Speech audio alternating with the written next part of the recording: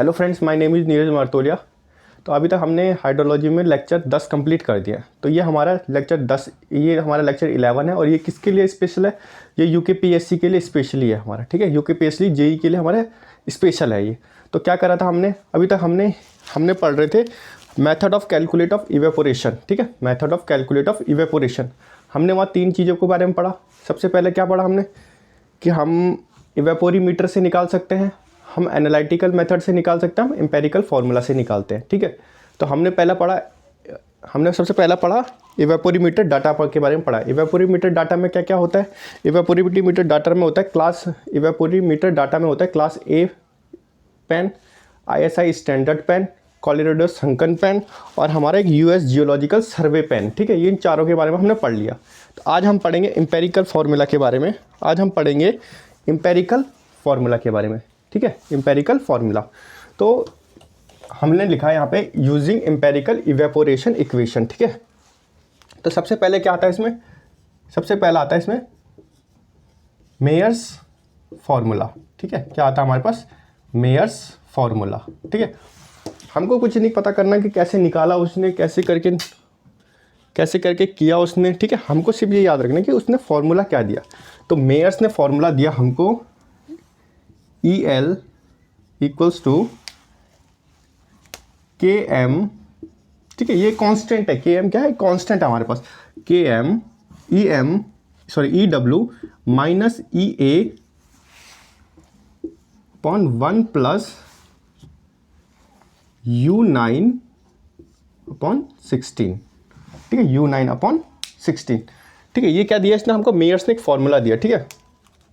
Myers ने एक formula दिया हमको, ये वाला, ठीक है। मेयर्स ने हमको फार्मूला दिया। क्या दिया उसने हमको? EL। ये क्या है?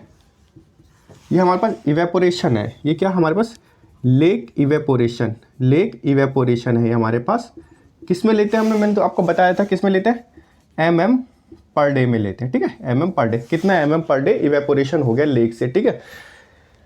इसी चीज़ को जानने के लिए हम पहले वाले में इवेपोरीमीटर डाटा में हमने US संकन पेन का यूज़ करा, स्टैंडर्ड ISI का पेन का यूज़ करा हमने, उसका कोलोराडो वाला का यूज़ कर लिया था हमने, और एक पेन का यूज़ कर लेते हैं हम, ठीक है। क्लास A पेन नाम होता है हमारा, ठीक है। फिर मैंने उसका 2 न्यूमेरिकल भी कराए थे जो पेपर में आ चुके हैं, ठीक है। तो ये क्या हमारे पास लेक इवेपोरेशन किस में होता है? mm per day. ये पूछ सकता है कि लेक इवेपोरेशन हम किस में लेते हैं? mm पर डे में लेते हैं, ठीक है। क्या बोला उसने? EL equals to KM EW minus EA 1 plus U9 upon 16। मैं भी बताता हूँ U9 क्या होता है। ये हमारे पास KM क्या हो गया? मेयर्स कांस्टेंट है, ठीक है। ये हमारे पास मेयर्स कांस्टेंट है। EW और EA क्या है? ये सैचुरेशन वेपर है, ठीक है। ये हमारे पास सैचुरेशन वेपर है। और ये क्या है? EA क्या है? हमारे पास एक्चुअल वेपर, जो एक्चुअल में वेपर हुआ वो EA है हमारे पास। ये सैचुरेशन वेपर है, ठीक है। फिर U9 क्या है हमारे पास? U9 होता है मंथली मीन विंड वेलोसिटी, ठीक है। U9 क्या होता है हमारे पास? Monthly mean wind velocity.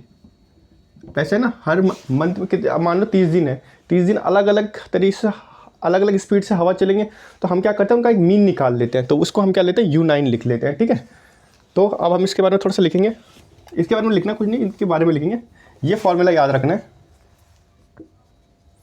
कि क्या होता है? EL equals to KM EW minus EA 1 plus U9 upon 16, ठीक है। U9 upon 16, U9 upon 16, U9 upon 16, ठीक है। U9 upon 16। अब क्या होगा? सबसे पहले लिखेंगे EW EA क्या क्या होता है, ठीक है। EW मैंने बताया था आपको क्या होता है। ये होता है हमारे पास सैचुरेशन वेपर। ये क्या होता है हमारे पास? सैचुरेशन वेपर, ठीक है। EA क्या होता है हमारे पास?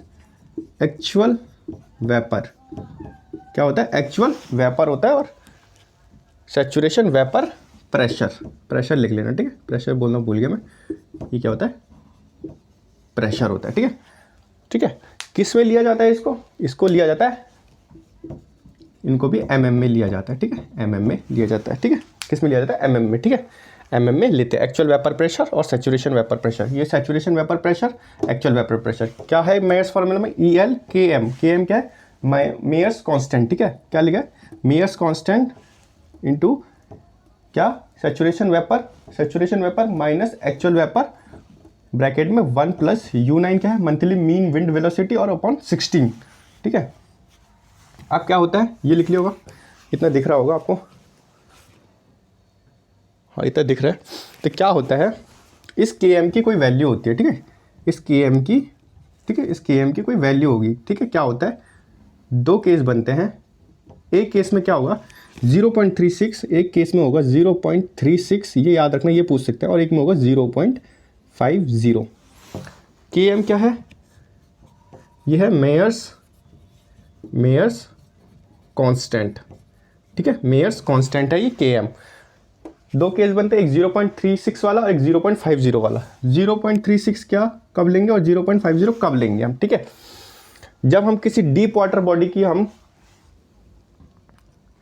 क्या कर रहे हैं, हम किसी डीप वाटर बॉडी मतलब बहुत गहरे पानी के इवेपोरेशन ना पड़े, तो हम क्या लेंगे 0.36 for large deep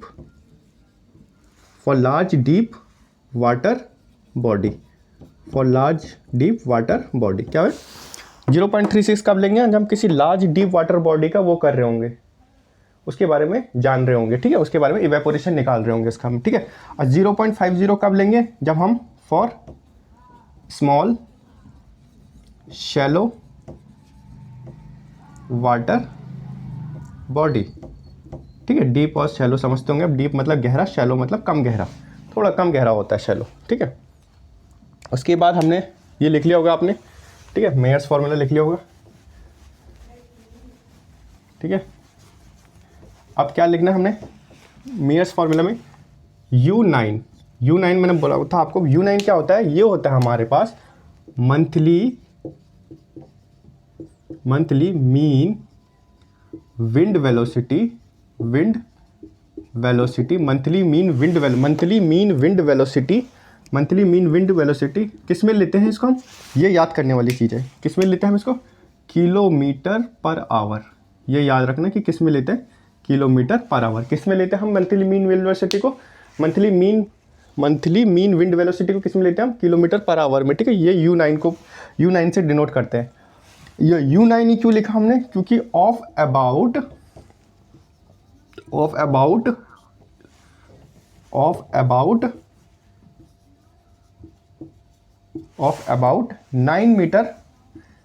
metre above ground level. कि हवा कहाँ चलती है, हवा क्या ग्राउंड लेवल पे चलेगी, हवा ग्राउंड लेवल पे तो चलेगी नहीं। तभी तो हम क्या करते हैं, क्योंकि हम लोग क्या करते हैं, जब रेन गेज को लगाते हैं तो हम उसको ज़्यादा ऊपर भी नहीं लगाते, ज़्यादा नीचे भी नहीं, सिंपल लगाते हैं, ठीक है। ग्राउंड पे तो हमको विंड वेलोसिटी मिलेगी नहीं, हमको कहाँ पे मिलेगी, ग्राउंड से थोड़ा ऊपर ही मिलेगी, ग्राउंड लेवल जो, जैसे मान लो ये ग्राउंड लेवल है तो इसके ऊपर ही हमको हवा के बारे में पता चलेगा कितनी विंड वेलोसिटी से, कितनी वेलोसिटी से जा रही है। तो हम कितने ऊपर लेते हैं, कितने से ऊपर लेते हैं, 9 मीटर अबव लेते हैं, ठीक है, 9 मीटर अबव लेते हैं। U9 लिखा हुआ है, तभी उसने U9 लिखा हुआ है, ठीक है, U9 लिखा हुआ है, ठीक है, ठीक है। ये हो गया हमारा ये हो गया हमारा मेयर्स फार्मूला के बारे में, ठीक है। मेयर्स फार्मूला याद रखना आप कि EL, ठीक है, EL KM EW minus EA 1 minus U9 upon 16, ठीक है। सॉरी प्लस है, यहाँ पे प्लस है, अगर मैंने आगे माइनस लिखा दिया होगा तो प्लस कर लेना, ठीक है, वो प्लस है, ठीक है, प्लस है। क्या हो गया हमारे पास, मेयर्स फार्मूला क्या हो गया हमारे पास, मेयर्स का जो फार्मूला दिया था मेयर्स ने, EL equals to KM bracket में EW minus EA saturation vapour pressure minus actual vapour pressure 1 plus U9 upon 16, ठीक है।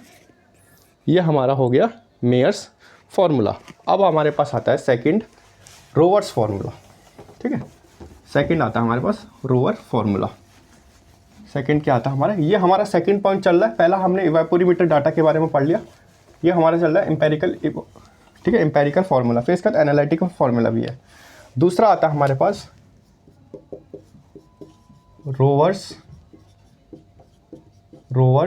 फार्मूला। क्या, रोवर्स फार्मूला, ठीक है। एक रोवर्स नाम के साइंटिस्ट है, उन्होंने भी एक फार्मूला दिया, ये नहीं आता एग्जाम में, ठीक है, ये आएगा भी नहीं, ये बहुत बड़ा फार्मूला है, ये मुश्किल ही आएगा, इसको सिर्फ याद रखने वाली चीज़ है। ये होता है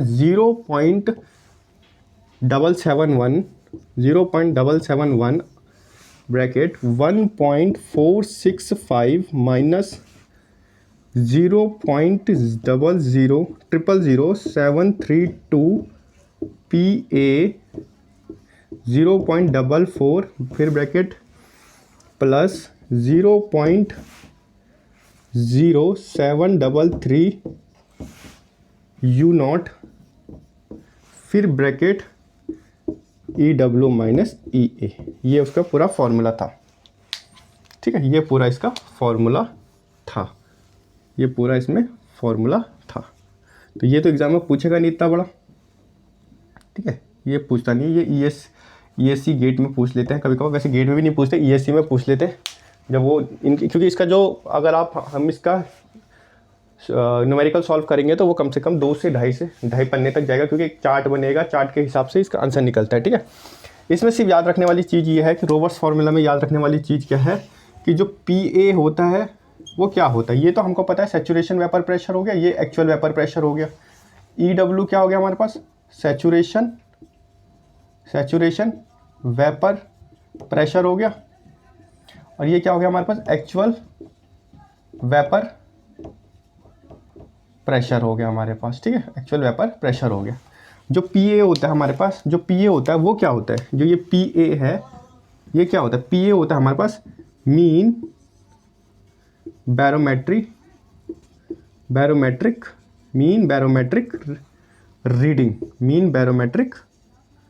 रीडिंग, ठीक है। मीन बैरोमेट्रिक रीडिंग होती है, क्या होती है, PA, ठीक है, ठीक है। और जो U0 दिया हुआ है वो हम सबको पता है क्या होता है, वो होता है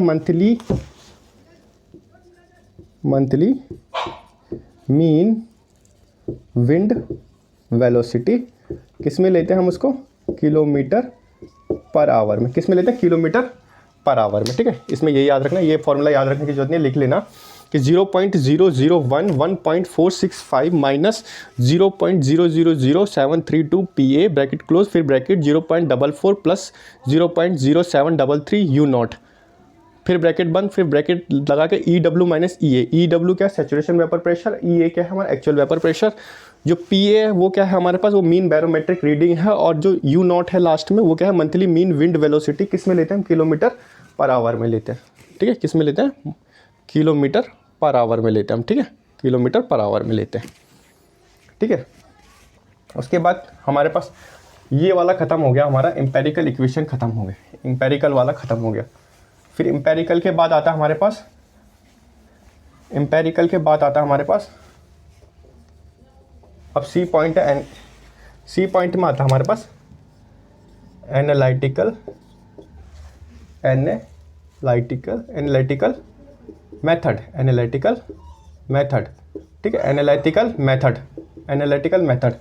इसमें क्या होता है, 3 बनते हैं, ठीक है, 1 2 और 3। कौन कौन से बनेंगे, एक बनेगा वाटर बजट मेथड, एक है वाटर बजट मेथड से निकाल लेते हैं, वाटर बजट मेथड।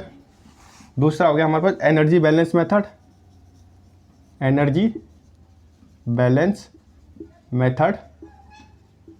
थर्ड हो गया हमारे पास मास ट्रांसफ़र मेथड, ठीक है, मास ट्रांसफ़र मेथड, ठीक है। ये 3 होता है हमारे पास। कौन कौन से हो गए, अब एनालिटिकल मेथड है, थर्ड पॉइंट है। मैंने बताया था इवेपोरेशन की 3 तरीके से निकालते हैं, इवेपोरीमीटर डाटा से निकालते हैं हम, एम्पेरिकल फार्मूला से निकालते हैं, और एक एनालिटिकल मेथड होता है, ठीक है। एनालिटिकल मेथड में 3 होंगे हमारे पास, water budget method, energy balance method और मास ट्रांसफ़र मेथड, ठीक है। सबसे पहले हम वाटर बजट इक्वेशन की मेथड की बात करते हैं, पहले भी पढ़ा हुआ था हमने, फिर दोबारा पढ़ लेंगे।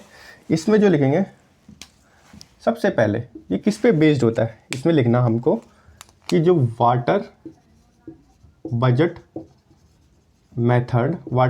Method is based on continuity equation, ठीक है, इज बेस्ड ऑन किस पे, कॉन्टिन्यूटी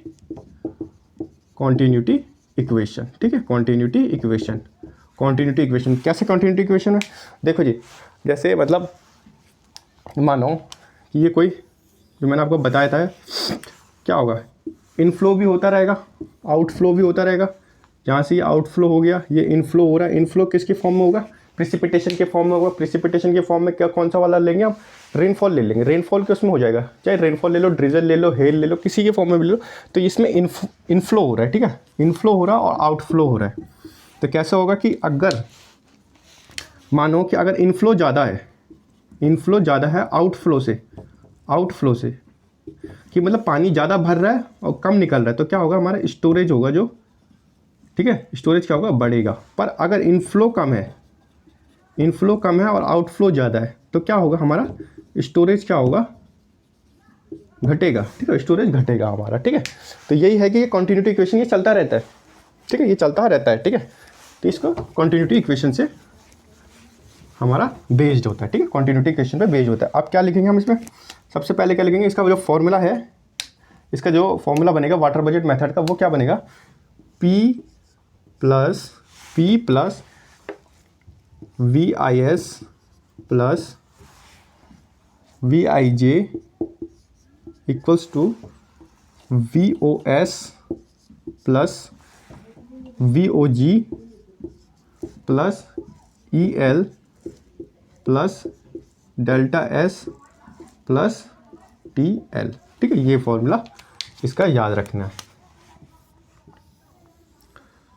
ठीक है, ये फॉर्मूला याद रखना है आपको, ठीक है। ये जो फॉर्मूला बनेगा, ठीक है, ये क्या होगा? फॉर्मूला बनेगा, ठीक है। ये फॉर्मूला हमारा बन गया, P plus VIS plus VIZ equals to VOS plus VOG plus EL plus delta S plus TL, ठीक है।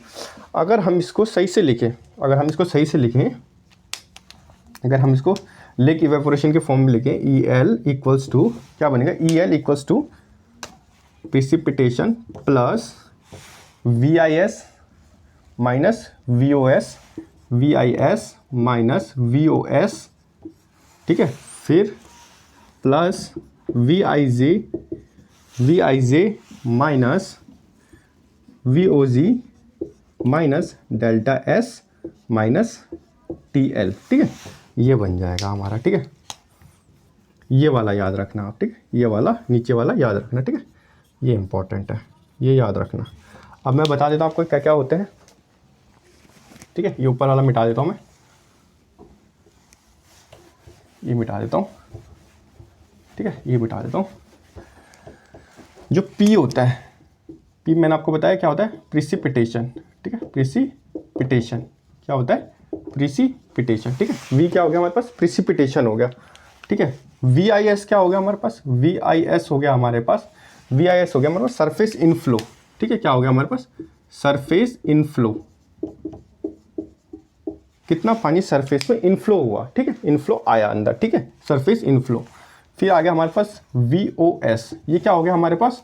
ये हो गया हमारे पास सरफेस आउटफ्लो, सरफेस आउटफ्लो, कितना पानी बाहर गया, ठीक है, कितना पानी वहाँ से बाहर चला गया। अभी बताया था मैंने आपको इनफ्लो और आउटफ्लो के बारे में। तो ये हो गया हमारे पास सरफेस आउटफ्लो, ठीक है। फिर आता है हमारे पास VIJ और एक आता है हमारे पास VOG, ठीक है। VIJ क्या होता है? VIJ होता है हमारे पास ground water inflow, ground water inflow, ground water inflow, और क्या हो गया? Ground water outflow, outflow. कैसी बात करेंगे? ये बात कर रहा है जैसे मानो कि ये कोई चीज़ है, तो क्या होगा? पानी यहाँ से भी तो आ सकता है ना, यहाँ नीचे से है, पानी यहाँ से भी आ सकता है, और हो सकता है यहाँ से सीपेज होकर यहाँ से निकल भी सकता है, आउटफ्लो हो सकता है। तो यही क्या होगा? ग्राउंड वाटर के बारे में बताया गया है, ठीक है। ये हमारे पास ग्राउंड वाटर के बारे में बताया गया है, ठीक है, ठीक है। कैसे हो सकता है? नीचे मतलब यहाँ पे कोई पानी तो रहता है ना, यहाँ पे क्या होगा? ग्राउंड वाटर फ्लो में पानी रहेगा। मैंने बताया था इन्फिल्ट्रेशन, जब इन्फिल्ट्रेशन होगा सॉइल कितना पानी लेगा? जितना उसकी कैपेसिटी होगी, जितना उसका सैचुरेशन पॉइंट होगा, या जितना उसकी फील्ड कैपेसिटी होगी, उतना पानी लेगा। उसके बाद जो पानी इन्फिल्ट्रेट होकर जो नीचे जाएगा वो ग्राउंड वाटर टेबल में मिल जाएगा, ठीक है। ग्राउंड वाटर टेबल से में पानी होता है। फिर एक यहाँ पे क्या होता है? एक बेस फ्लो होता है। वो बेस फ्लो का क्या होता है? उसमें पानी हमेशा रहता है। वो क्या करता है? ऊपर जाके लेक में मिल जाएगा, स्ट्रीम में मिल जाएगा, या हमारे ओशन में जाके मिल जाता है, ठीक है। ये मैंने बताया था आपको। तो ये ग्राउंड वाटर आउटफ्लो हो गया। इसको हम ग्राउंड वाटर आउटफ्लो ना लिख के क्या लिख सकते हैं? हम इसको हम ग्राउंड वाटर आउटफ्लो लिख लो, या हम इसको लिख लेंगे, क्या लिख लेंगे? हम इसको लिखेंगे सीपेज आउटफ्लो, या हम इसको क्या लिखेंगे? सीपेज आउटफ्लो लिख लेंगे, ठीक है। ये आपने लिख लिया होगा नीचे वाला, हम इसको सीपेज आउटफ्लो लिख लेंगे, ठीक है। क्या लिख लेंगे हम, सीपेज आउटफ्लो लिख लेंगे। ठीक है, एक बार देख लेता हूँ मैं, हाँ सीपेज आउटफ्लो लिख लेंगे हम इसको। हम क्या लिख लेंगे, सीपेज आउटफ्लो लिख लेंगे। ठीक है, हम इसको क्या लिखेंगे, सीपेज आउटफ्लो लिख लिया हमने इसको। सीपेज आउटफ्लो लिख लिया हमने, VOS लिख लिया, फिर हमने लिखना है EL क्या होता है। EL हम सबको पता है, या तो इसको लेक इवेपोरेशन बोल लो या इवेपोरेशन बोल लो। हम इसको लिख लेंगे लेक इवेपोरेशन। ठीक है, लेक इवेपोरेशन। ठीक है, EL हो गया। फिर हमारे पास आ गया डेल्टा S, क्या होता है, चेंज इन स्टोरेज। क्या है, change in storage. Change in storage मैंने आपको बताया था अभी कि अगर इनफ्लो ज़्यादा होगा आउटफ्लो से तो स्टोरेज बढ़ेगी, इनफ्लो कम होगा आउटफ्लो से तो स्टोरेज घटेगी, डेल्टा S। फिर आता है कि हमारे पास TL की भी वैल्यू थी उसमें। TL क्या होता है हमारे पास, वो होता है daily transpiration loss. Daily transpiration loss क्या होगा भाई, मैं आपको बताया था कि मानो ये कोई ग्राउंड है, यहाँ पे पेड़ पौधे हैं, ये ठीक है पेड़ पौधे हैं, ठीक है, ये इसकी जड़ें हैं। अब वो क्या करेगा, फोटोसिंथेसिस होगा, खाना बनाने का टाइम होगा उसका, फोटोसिंथेसिस करेगा तो क्या करेगा, वो अपना स्टोमेटा जो होता है यहाँ पे, अपने स्टोमेटा को खोलेगा। स्टोमेटा खोलेगा तो क्या होगा, पानी ले लेगा यहाँ से। ठीक है, खाना बनाने के लिए पानी ले लेगा। ठीक है, खाना बनाने के लिए पानी लिया उसने, यहाँ से ऊपर गया पानी, यहाँ पे इसका ये पत्ता है उसका, वो पत्ते पे जगह पानी टिक जाएगा। ये क्या होगा, इसके बाद यहाँ से इवेपोरेट होके हवा में चले जाएगा। ठीक है, एटमॉस्फेयर में चले जाएगा। तो ये कहिए तो डेली होगा डेली होगा ये। ठीक है, खाना तो रोज़ बनाएगा वो अपना, तो खाना बनाएगा तो क्या होगा, TL क्या लेंगे, डेली ट्रांसपिरेशन लॉस क्या होगा, ट्रांसपिरेशन लॉस भी होगा फिर। ठीक है, ये हमारा किसके बारे में हो गया, वाटर बजट मेथड के बारे में। ठीक है, वाटर बजट मेथड में क्या याद रखना है हमको कि क्या होता है, वो कंटिन्यूटी इक्वेशन पे बेस्ड होता है, और फॉर्मूला याद रखना आप। ठीक है, फॉर्मूला याद रखना। ठीक है, उसके बाद दूसरा आ गया हमारे पास एनर्जी बैलेंस मेथड। ठीक है, एनर्जी, सेकंड क्या है, एनर्जी बैलेंस मेथड। ठीक है, एनर्जी बैलेंस मेथड। ठीक है, एनर्जी बैलेंस मेथड। अब क्या हो गया, मानो ये कुछ ऐसा है। ठीक है, अब क्या होगा कि मानो ये सन है। ठीक है, थोड़ा सा बड़ा बना देता हूँ, ये कोई सन है। ठीक है, अब सन की जो किरण है वो यहाँ पड़ेगी, यहाँ से पड़ा। अब क्या होगा, सन की रेज यहाँ से पड़ी, कुछ यहाँ से इधर को मुड़ जाएगा। ठीक है, रिफ्लेक्ट हो जाएगा, कुछ यहाँ से ऐसे रिफ्लेक्ट हो जाएगा, कुछ यहाँ से अंदर चले जाएंगे। ठीक है, कुछ यहाँ से अंदर चले जाएगा। ठीक है, सन की रेस की बात हो रही है। ठीक है, कुछ यहाँ से आया, सन से किरण पड़ी, कुछ यहाँ से रिफ्लेक्ट हो गया, कुछ यहाँ से ऊपर को रिफ्लेक्ट हो गया, कुछ यहाँ से अंदर चले गए पानी के। ठीक है, ये हो गया। यहाँ से कोई इवेपोरेशन लॉस भी हो रहा है, यहाँ से कोई इवेपोरेशन लॉस भी हो रहा है, यहाँ से कोई इवेपोरेशन लॉस हो रहा है, हीट ऊपर जा रही है। ठीक है, ये भी बात हो गई। ठीक है, ये हमारा इसके बारे में है, एनर्जी बैलेंस मेथड के बारे में। ठीक है, इसको नहीं समझना ज़्यादा। ठीक है, इसको ज़्यादा समझोगे ये परेशान हो जाओगे इसमें, इसको समझना नहीं है ज़्यादा। इसमें क्या सिर्फ लिखना है हमको, जो हमारा जो पेपर में काम है वो हमारा फॉर्मूले से काम है। ठीक है, हमारा फॉर्मूले से काम है। ठीक है, तो इसमें एक याद रखना, इसका जो फॉर्मूला है वो बनेगा EL evaporation HN minus HG minus HS minus HI upon density L1 plus beta. ठीक है, ये याद रखना। ठीक है, EL and HN minus HG minus HS minus HI density L1 plus beta.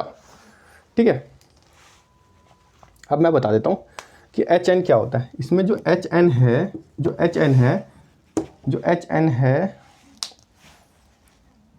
HN है वो कैसे निकलेगा, जो HN है वो निकलेगा HA plus HE plus HG plus HS plus HI। ठीक है, HN कैसे निकलेगा, HA plus HE plus HG plus HS plus HI। ठीक है, अब इसमें जो HA है वो क्या है, जो HA है वो है हमारे पास सेंसेबल सेंसेबल हीट जो एच ए है, sensible heat transfer from water surface to air. क्या होगा, एच ए क्या होगा, एक सेंसिटिव एक हीट होगी, जैसे सूरज की किरणें पड़ेगी कहाँ पे, वाटर सरफेस पे, तो क्या होगा वहाँ पे हीट उत्पन्न होगा, हीट पैदा होगा। तो उस हीट से जो हीट पैदा होगी वो कहाँ जाएगी, वो ऊपर एयर में जाएगी, वो हमारा एच ए हो गया। ठीक है, एच ए हो गया, ये लिख लिया होगा आपने। ठीक है, ये लिख लिया होगा आपने, इसके बाद लिखाता हूँ मैं। ठीक है, फिर हमसे पूछा जाता है कि एच ई क्या होगा। ठीक है, एच ई क्या होगा, एच ई होगा हमारे पास हीट ट्रांसफ़र, हीट एनर्जी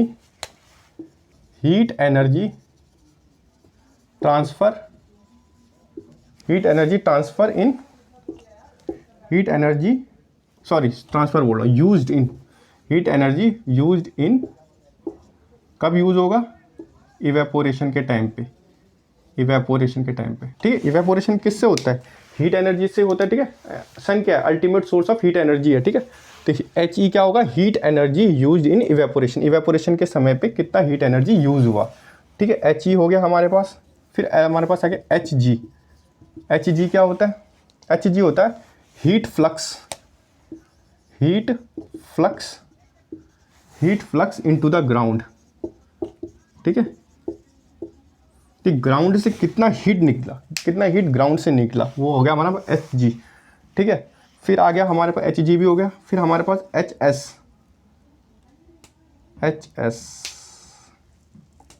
फिर हमारे पास आ गया एच एस। ठीक है, एच आई हो गया। एच आई है हमारे पास, एच आई क्या है हमारे पास, एच आई है हमारे पास नेट हीट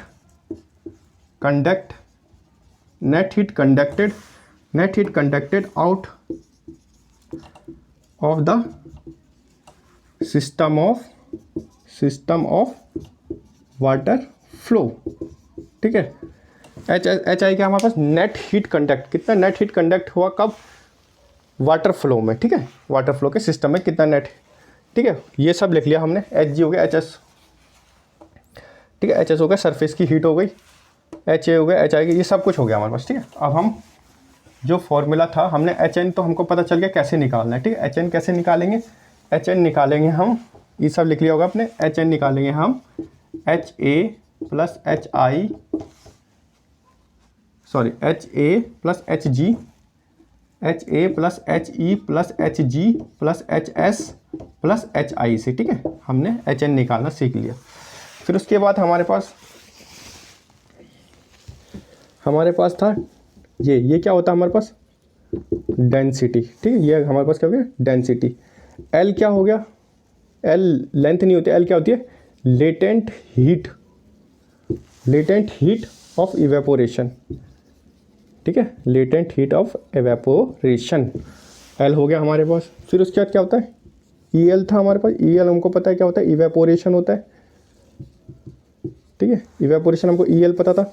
फिर उसका जो बीटा है, वो क्या होता है हमारे पास, याद रखना, वो होता है हमारे पास बोवेन्स रेशियो। ये याद रखने वाली चीज़ है। ये क्या है, बीटा क्या था हमारे पास, बोवेन्स रेशियो। बोवेन्स रेशियो कैसे निकलता है, बोवेन्स रेशियो निकलता है H A upon H E, H A upon H E. H A मैंने बताया था sensible heat transfer from water to air, H A. और एच ई क्या था हमारे पास, heat energy used in evaporation. इससे क्या निकलेगा हमारा, बोवेन्स रेशियो निकल जाएगा। ठीक है, बोवेन्स रेशियो को ये याद रख लेना। एक और चीज़ होता है बोवेन्स रेशियो में एक याद रखना कि beta equals to heat diffusivity upon vapour diffusivity. ठीक है, क्या याद रखना कि बाउंस रेशियो क्या होता है, heat diffusivity upon vapour diffusivity, या बाउंस रेशियो रखना H A upon H E. H ए क्या होता है हमारे पास, सेंसेबल हीट होता है, ट्रांसफ़र होता है कहाँ से, वाटर सरफेस से कहाँ, एयर में चले जाता है। और एच ई क्या होता है, जो हीट यूज़ होता है किसमें, इवेपोरेशन में, उसको बोलते हैं एच ई बोलते हैं। ठीक है, उसको हम बोलते हैं एच ई। ठीक है, ये हो गया हमारे पास बोवेन्स रेशियो के बारे में। ठीक है, अब इसमें एक नोट पॉइंट लिखना, इसमें एक नोट पॉइंट लिखना एनर्जी बैलेंस मेथड पे, जो पेपर में पूछा जा सकता है। बोवेंस मेथड, बोवेंस पूछा जा सकता है, ठीक है, HA/HE होता है, या तो हीट डिफिसिविटी अपॉन वेपर डिफिसिविटी होती है, ठीक है। एनर्जी बैलेंस मेथड में याद रखना कि the energy balance method, note डाल देना, the energy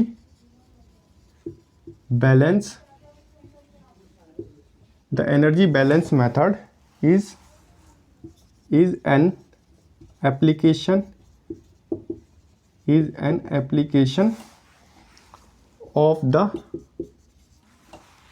application of the law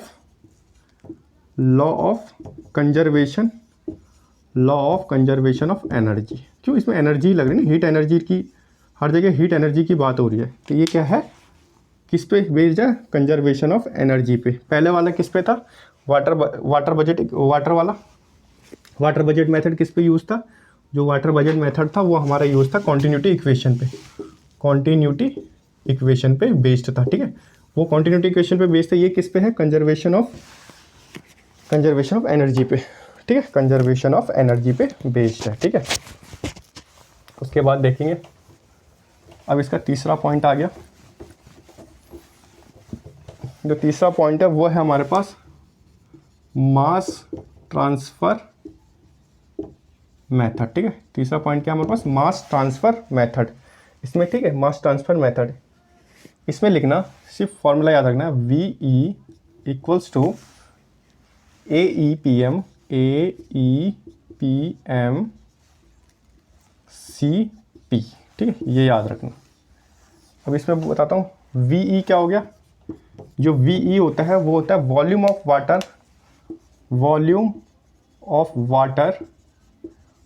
of water lost in evaporation in a month. किस में लेंगे, वॉल्यूम की बात है, मीटर क्यूब में लेंगे। इसमें क्या बोला है, VE क्या होता है हमारा, वॉल्यूम ऑफ वाटर कि कितना वॉल्यूम ऑफ वाटर लॉस्ट हुआ इवेपोरेशन में उस पूरे महीने में। किससे, मास ट्रांसफ़र मेथड में लिखा गया कि VE equals to AEPM into CP। तो VE क्या हमारे पास, VE हमारे पास वॉल्यूम ऑफ वाटर कि कितना वॉल्यूम ऑफ वाटर लॉस्ट हुआ इवेपोरेशन में किस उस पूरे मंथ में, ठीक है, उसको VE कहते हैं हम। फिर A हो गया हमारे पास, A क्या होगा हमारे पास, average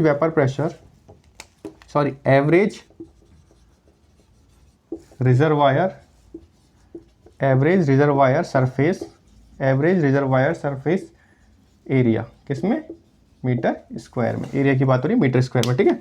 average reservoir surface area मतलब कि जैसे ये कोई रिजर्वायर है, इसका सरफेस एरिया, ठीक है, इसका सरफेस एरिया कितना है और इससे कितना इवेपोरेशन हो रहा है, ठीक है। ए के बारे में क्या है कि एवरेज रिजर्वायर सरफेस एरिया, इसका पूरा सरफेस एरिया का, वो इसका रिजर्वायर का सरफेस एरिया के बारे में बात कर रहा है ये, ठीक है। फिर होता है EPM क्या हो गया हमारे पास, EPM हो गया हमारे पास, पैन इवेपोरेशन के बारे में, ठीक है, पैन इवेपोरेशन के बारे में। अब क्या हो गया, CP क्या हो गया हमारे पास, ये हो गया हमारे पास, ये क्या हो गया हमारे पास, CP हो गया रिलेवेंट पैन कोफिशिएंट। ये मैंने आपको पहले पढ़ा दिया था, पैन कोफिशिएंट हम क्या लगाते हैं जब हम किसी, जैसे हमने पेन से, जो हमने पेन इवेपोरीमीटर डाटा में हमने क्या कहता है, पेन से हमने इवेपोरेशन निकाला था। बट क्या होता है, लेक और क्या पेन एक जैसा होता है, नहीं होता ना, उसकी कुछ अलग वो है कंडीशंस है, इसकी कुछ अलग कंडीशंस है। तो हम वहाँ पे क्या लगाते हैं, CP पैन कोफिशिएंट लगाते हैं हम, अलग अलग वैल्यू दी जाती है, मैंने आपको बताया हुआ है। EPM क्या हो गया, पैन इवेपोरेशन कि उस पेन से कितना इवेपोरेशन हुआ, ये EPM हो गया। CP क्या हो गया, रेलिवेंट पैन कोफिशिएंट कि कौन सा वाला यूज़ कर रहे हैं हम, ठीक है। हम क्लास A पेन यूज़ कर रहे हैं, स्टैंडर्ड ISI पेन यूज़ कर रहे हैं, कोलोराडो संकन पेन यूज़ कर रहे हैं, US जियोलॉजिकल सर्वे पेन यूज़ कर रहे हैं, तो हम उसके हिसाब से पेन कोफिशिएंट लगा लेंगे, उनकी वैल्यू लिखी रहती है, लिखवाई थी मैंने।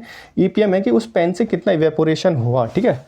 A का मतलब कि रिजर्वायर का सरफेस एरिया कितना है उसके हिसाब से बात होगी, और VE का मतलब होता है वॉल्यूम ऑफ वाटर उस पूरे महीने में कि उस पूरे महीने में इवेपोरेशन से कितना लॉस हुआ, ठीक है। ये है इसमें, ये याद रख लेना। फिर उसके बाद जो है इसके आगे है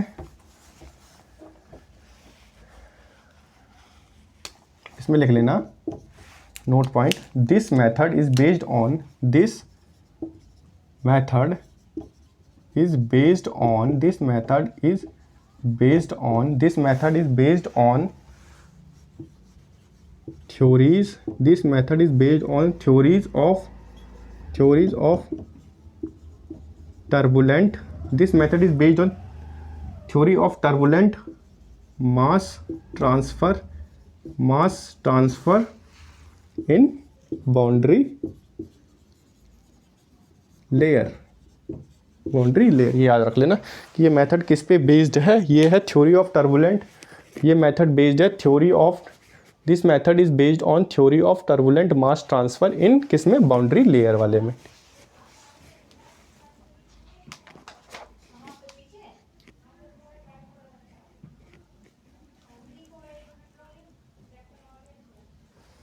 ठीक है, ये हमारा लिखा हुआ है। ठीक है, ये तीनों पॉइंट हो गए हमारे, ये तीनों पॉइंट हो गए हमारे पास। ठीक है, ठीक है, उसके बाद हमको पढ़ना है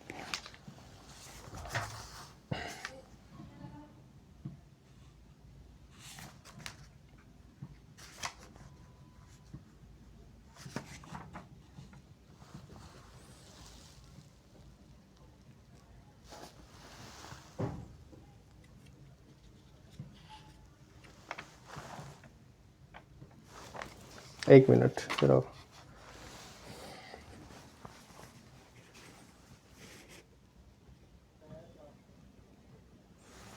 अब जो ये इसमें लास्ट पॉइंट बचा हुआ है जो एग्ज़ाम में सबसे ज़्यादा आते हैं, इसको हमने याद रखना है कि क्या है। एक होता है हमारे पास EIT, एक होता है हमारे पास, याद रखने वाली बात है, ये कंसेप्टिव व्यूज़ के जब मैं अच्छे से पढ़ाऊँगा तब उसमें इरिगेशन में अच्छे से पढ़ा दूँगा एक बार। ये होता है एक AET, एक होता है PET।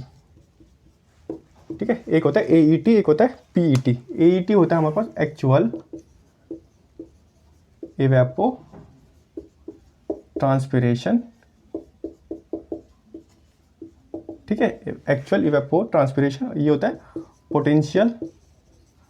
Potential evapotranspiration. ठीक है, एक होता है AET, एक होता है हमारे पास PET। ठीक है, AET अपॉन PET। ठीक है, AET PET। अब ये पूछा जाता है, कुछ कंडीशंस हैं कि व्हेन, जब मैं केवल एग्ज़ाम रिलेटेड पढ़ा रहा हूँ। ठीक है, एग्ज़ाम रिलेटेड ये पूछ सकते हैं क्वेश्चन, इसमें हमको कोई PhD तो करनी नहीं, हमको जानना पड़ेगा कि एक्चुअल क्या होता है, पोटेंशियल क्या होता है। बस इतना जान लो क्या क्या होता है ये, कि मॉइस्चर जब मॉइस्चर कंटेंट है वो इक्वल टू हो जाए फील्ड कैपेसिटी के, जब एक्चुअल कंटेंट फील्ड कैपेसिटी के बराबर हो जाए, तो जो AET अपॉन PET होता है वो क्या हो जाता है, 1 के बराबर हो जाता है। ठीक है, एक यही चीज़ याद रखनी है, AET actual evapotranspiration, PET potential evapotranspiration. ठीक है,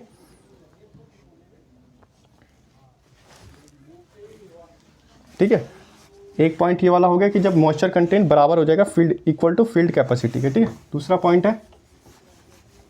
पॉइंट है जब मॉइस्चर कंटेंट, जब ये B है,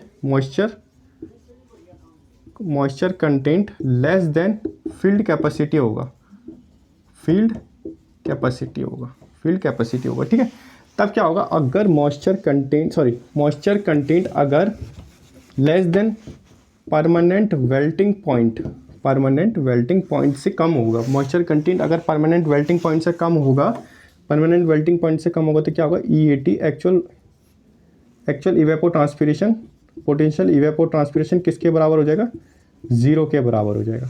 जब मॉइस्चर कंटेंट फील्ड के बराबर होगा तो 1 हो जाएगा, और जब moisture content permanent wilting point से कम हो जाएगा तो 0 हो जाएगा। ठीक है, ये हो गया। आप कुछ नोट पॉइंट में लिखेंगे, कुछ नोट पॉइंट में क्या लिखना है कि फॉर क्लेई सॉइल पेपर में आ सकता है कि क्लेई सॉइल के समय पे AET अपॉन PET का रेशियो कितना होता है, AET अपॉन PET का रेशियो जो होता है वो क्या होता है, यूनिटी। क्या बोलते हैं इसको, बोलते हैं will be nearly to unity. Unity कितना होता है, 1 होता है, ठीक है, यूनिटी के नियरली हो जाएगा, ठीक है, इतना याद रख लेना, ठीक है, ये याद हो गया। उसके बाद ठीक है, एक नोट पॉइंट और है इसमें, ये याद रख लेना। इसके बाद ये वाला चैप्टर खत्म हो गया, तीसरा चैप्टर खत्म, फिर कल से चौथा स्टार्ट करेंगे, इन्फिल्ट्रेशन। तो लास्ट पॉइंट है इसमें, ठीक है, लास्ट पॉइंट है इसमें। इसमें एक और चीज़ है जो शायद से दिया नहीं है इसमें, जो वो बाद में आएगा, अभी नहीं है वो। तो मैं आपको लास्ट चीज़ इसमें लिखना है, at the place where pan evaporation कि at the place where pan evaporation data is not available